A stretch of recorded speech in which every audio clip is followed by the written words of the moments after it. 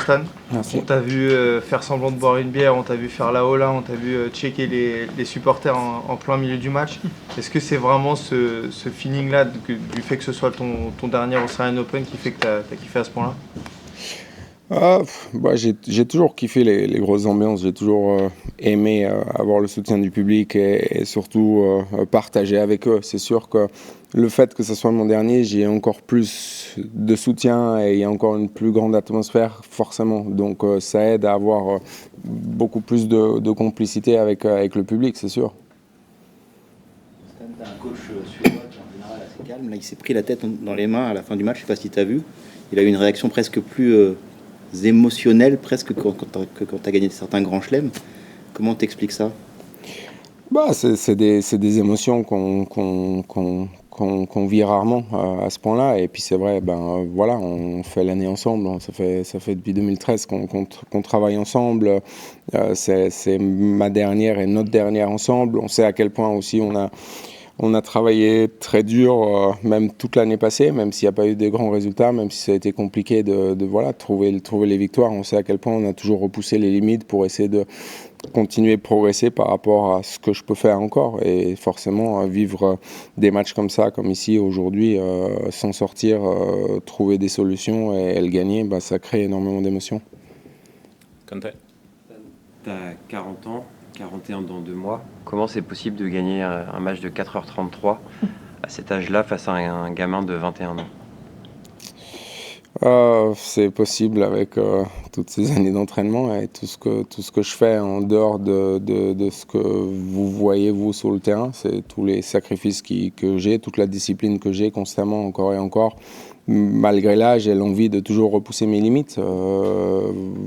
J'ai toujours été très honnête avec moi-même. C'est le plus important dans le tennis. Je sais que je ne jouerai jamais au niveau que j'ai joué il y a 10 ans, mais le niveau que j'arrive encore à avoir, ça me convient largement et j'essaie toujours de repousser ça. Je me suis entraîné extrêmement dur cette off-season, physiquement, tennistiquement. J'ai vraiment fait le maximum pour me dire, voilà, c'est ma dernière, mais j'ai pas envie de faire une année d'adieu. J'ai envie de faire une année où je peux encore être compétitif et j'ai du plaisir, parce que moi, le plaisir, je l'ai quand je suis compétitif et quand je sens que je suis encore capable de faire des choses.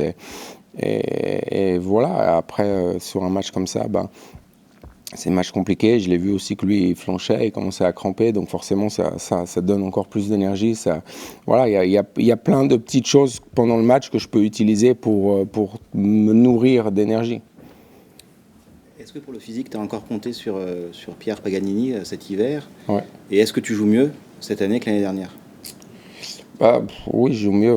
Les résultats sont là direct, mais c'est vrai que il y a aussi plusieurs raisons. L'année dernière, je jouais très bien quand je suis arrivé ici. Je m'entraînais très bien. Vraiment, les entraînements, il y avait un super niveau. Je perds en 4-7 sur Sonego en faisant un bon match. Mais voilà, lui, il jouait vraiment très bien. Ensuite, j'ai pas tout de suite eu des résultats. Et forcément, on fait vite 2-3 mois en ayant joué 3 matchs, quoi. Donc ça aide pas non plus mentalement et la confiance. Là, j'ai eu la chance d'avoir fait la United Cup. Même si j'ai gagné qu'un match, j'en ai joué 5. J'ai passé 13 ou 14 heures sur le terrain à jouer des matchs de haut niveau contre des top joueurs. Donc forcément, ça aide aussi pour trouver ce relâchement qu'il faut, pour trouver cette confiance, pour trouver les automatismes en match qu'on recherche. Et je le sens aussi, moi, quand je joue aujourd'hui ou l'autre jour, je sens que forcément, il y a plus de confiance avec ce que je fais. 2 dernières. Stan, félicitations pour ton match. Merci. Pour sortir un grand match, il faut être 2.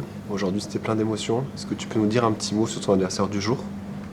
Ouais, il joue très bien et il a été très solide, il a été très compliqué à trouver les solutions. C'est vrai qu'il a constamment essayé de faire son jeu en étant agressif. Il a un jeu qui est pas évident à jouer contre, en tout cas, et c'est pour ça dès le début d'année, il gagne autant de matchs, tout simplement, parce qu'il il a un très gros potentiel.